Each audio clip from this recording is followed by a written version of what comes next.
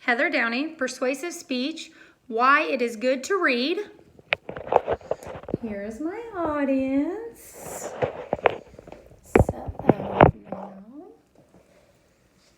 Okay, so let me ask you, what is one of your favorite things to do in your spare time? My favorite thing is to read. I have loved reading since I was a little girl. I have read anywhere from supernatural books all the way to romance books. You name a good fiction book and I will probably pick it up and try to read it and see if I like it or not. As a matter of fact, I actually have a bookshelf in my living room that takes up an entire wall. It is like my pride and joy that I did while I was 8 months pregnant with my 1-year-old. I was very proud of myself for that. So today I want to go over some of the benefits that can be gained from reading a book at least a day. Not a whole book, but say about 10 to 15 minutes a day and what it can do for you. Lifehack Blog talks about 10 benefits that it can help you, and Real Simple Blog talks about 8 benefits. I'm not going to go over every single one because, let's face it, that's kind of boring. So I'm just going to go over 4 main ones that I think are very big and important benefits that you can gain from reading. So let's go ahead and jump right into the first benefit, which is going to be mental stimulation. Think of your brain as a muscle, just like your arms, your legs. If you don't use that muscle every day, it's going to stop working. So it's the same thing with your mind. And according to Lifehack Blog, studies have shown that staying mentally stimulated can slow down the progress of Alzheimer's and dementia.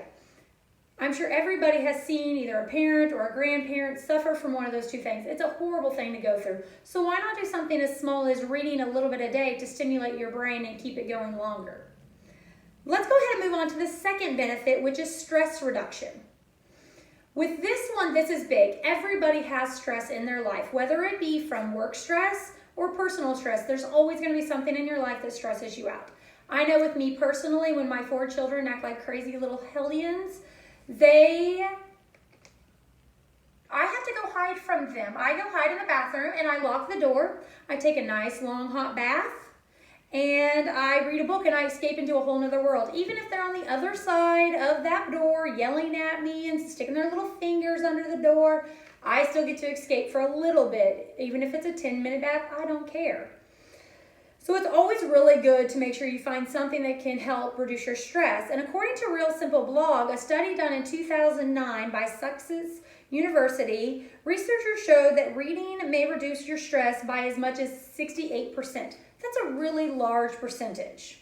So let's go ahead and move on to the third benefit, which is tranquility. You can also think of tranquility kind of like relaxation. If you think of it this way, when you're sitting on the couch and you're reading a book, the only things you're really having to move is your hand because you're flipping page to page. So the only muscles in your body that really are actually working at that moment is your brain. You're actually stimulating the mind, once again, back to mental stimulation. And so you're able to actually relax your whole body, which is something most people really don't get to do very often. And also with the tranquility, according to Lifehack Blog, reading a spiritual text can lower your blood pressure, and reading a self-help book has been shown to help people suffering from certain mood disorders and mild mental illnesses. I did not know that until I started researching all of this.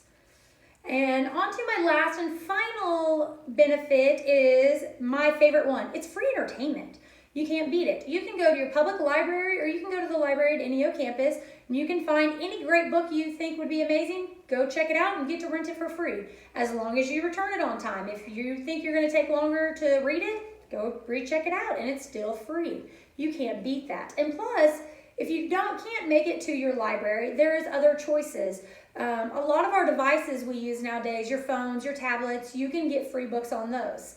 For instance, with the Kindle Fire, you don't have to have a Kindle Fire to read books off of it. As long as you have an Amazon account, you can download the Kindle Fire app onto your phone and get free books that way. I do that all the time.